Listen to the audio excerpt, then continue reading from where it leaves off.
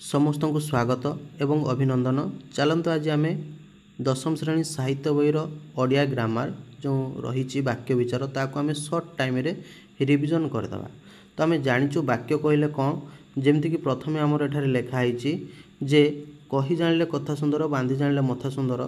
सेहीपरि वाक्य को आम सजई जानिले तार कर्ता कर्म क्रिया अनुसार ताको आम सजई पारिबु जदि लिखिपारू जदि लिखा शैली जदि आमको जना थाए ताहले वाक्यटी आमर सरस सुंदर एवं मधुर होता है और वाक्यर कौन प्रकार किसी अभाव रही न थाए। तेणु सेहीपरि वाक्यर अभाव बा तार लक्षण कहले आम तीन प्रकार जाचु। ताहा कौन ना ताहा होउची आमर गोटे रोचे योग्यता एवं आकांक्षा एवं आसक्ति रही। तो सेहीपरि तो आगे प्रथम वाक्य कहले कौन बुझी नबू। वाक्य हूँ कौन ना एक बा एकाधिक पद मिलित हो मनर भाव को जो संपूर्ण रूप से प्रकाश करुँची ताकू आम वाक्य बोली कहूँ।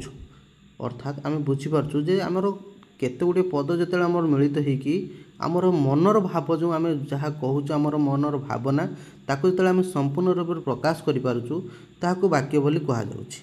बुझीला। तो तापर देख आम वाक्यर जो लक्षण विषय कहलु योग्यता आकांक्षा एवं आसक्ति। तो योग्यता कहले कौन ना योग्यता कहले आम बुझीपर ना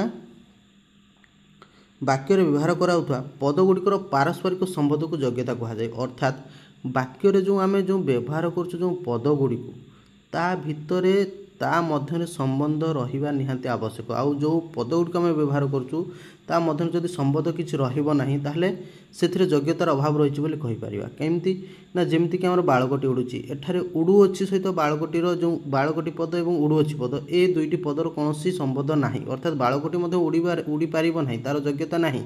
छेड़ी गीत गाउची गछटी पानी रे जळीगला एही वाक्य गुड़िक बा एही वाक्य रे जो पद गुड़िक रही कौन सी कौ पद सहित संबंध रोना बा संपर्क रोना। तेणु एथिरे योग्यतार अभाव रोचे बोली कहि परिबा। से भली आकांक्षा कहले आम कौन बुझा ना वाक्य थिबा गोटे पद आउ गोटे पदर जो अर्थबोध पाई जो अपेक्षा करे ताहाको आम आकांक्षा बोली कहि परिबा। अर्थात जेमती कि मदन सहित एठी मदन सहित तापर जो रही वाक्यटी संपूर्ण नाही। तेणु वाक्यटी संपूर्ण होगा पाई से अन्य किसी कथा को बा पद को अपेक्षा करुच्ची। अर्थात जितेबाला कौन गोटे पद अन्य गोटे पद को अपेक्षा कर आकांक्षार अभाव रही बोली जापर। और वाक्यटी संपूर्ण होगापाई से पद जो आवश्यक रही पूर्ण हेले से आकांक्षा अच्छी बोली आम कहीपर।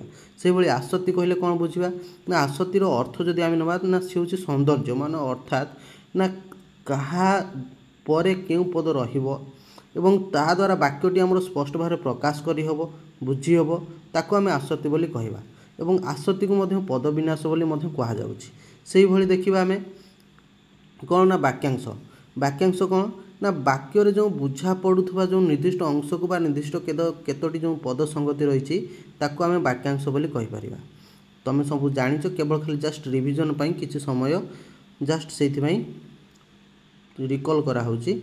से भली खंडवाक्य कौन ना खंडवाक्य आम कहले कौन बुझा ना समस्त वाक्य जो समापिका क्रियायुक्त अंशटी रही ताको आम खंडवाक्य बोली कहवा। तो ये थिला आमर वाक्य विचार किसी सर्ट रिकल बा रिविजन। जदि वीडियोटी भल लगी ताहले आम चैनल को जो आम विद्यालय चैनल रही ताको लाइक शेयर एवं सब्सक्राइब करदे। धन्यवाद।